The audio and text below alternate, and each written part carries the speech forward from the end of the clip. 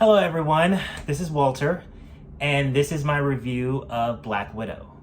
Black Widow is going to be the first movie review for my channel, and actually the second movie I've been able to see since the movie theaters opened back up and open up a lot of their guidelines. So it was very exciting for me to finally see this film. Basically, Marvel's my jam for the last decade or so. I used to watch some of the animated stuff when I was younger. I used to buy some of the comic books. And first, I've really, really loved what the films that they've done with the MCU, which is kind of strange because, yeah, I like it, but then so many other people love it as well. Because when I was younger, my jam was Star Trek. And I don't know anyone out there that really ever liked Star Trek. Star Trek was the kind of thing that maybe you or one other person liked and everyone else hated. Not only did they hate it, they hated other people that hated it. So like they found out you liked it and they're just like, oh, I thought you were a cool person and now I don't know, it's like you like that. But it's weird having like my film interest being something that is so beloved by so many people.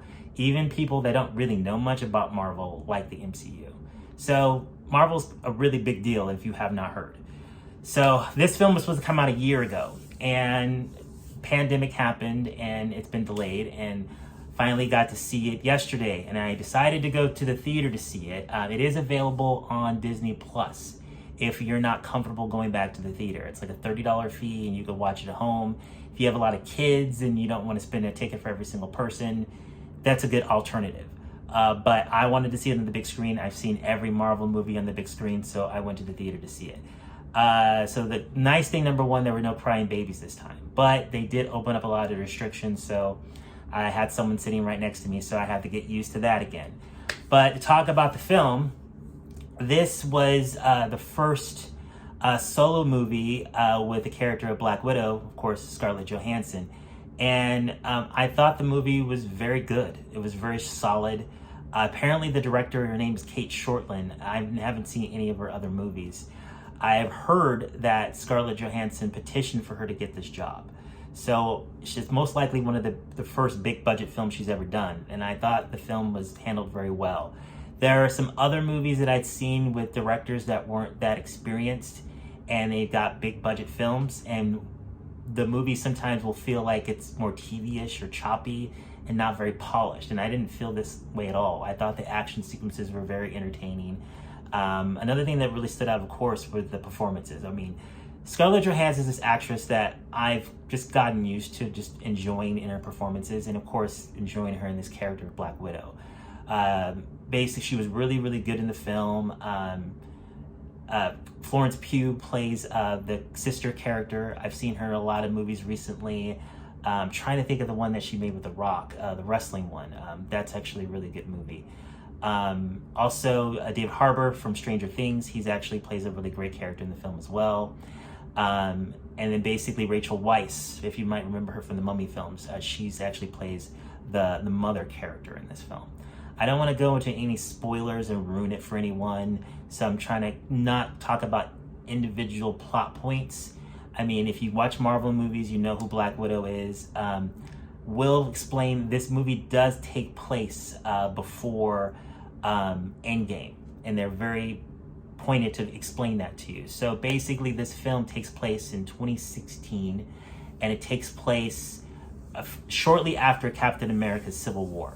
So the film does a good job if people that are kind of laymen to the MCU to kind of explain this is a time period that's going on. So anything else that may have happened with this character, I mean, Endgame was a couple years ago, you should have seen it by now, doesn't ruin that. Basically, that stuff hasn't happened yet. So I thought the story was pretty strong. I thought the performances were strong. I was thoroughly entertained. Really glad to be back in the movies. Really glad to have the MCU back as well. So if you're thinking about seeing something this weekend, if you're a Marvel person, it's a good movie to check out. And also, one thing about this movie, even if you haven't seen a lot of Marvel movies and you know of this character, you really can watch this film without too much being ruined. That's a nice thing about it being a prequel. It takes place before a lot of the big films that came out a couple years ago. You can just kind of start it and go from there. So I'm going to give it a positive review. I'm not going to be doing stars with any of my reviews. I've kind of noticed when people give stars for films, it really doesn't make a lot of sense to me. Like, for example, someone can say like The Godfather's a 10, but then if they're Fast and Furious fan, they can be like, Fast and Furious 5 is the best movie ever, so I'm giving that a 10. And that doesn't really make a lot of sense. It's like, if anyone that knows anything about film knows that you cannot compare the Fast and Furious franchise to The Godfather. For those who've actually seen The Godfather, there's a lot of people that haven't seen The Godfather. So basically, I'm going to give it a positive review for an MCU movie. I thought it was very solid, very good film. I thought it was very entertaining. It was a good, nice spy thriller action film. So that's all I have to say about that, and you all have a great day.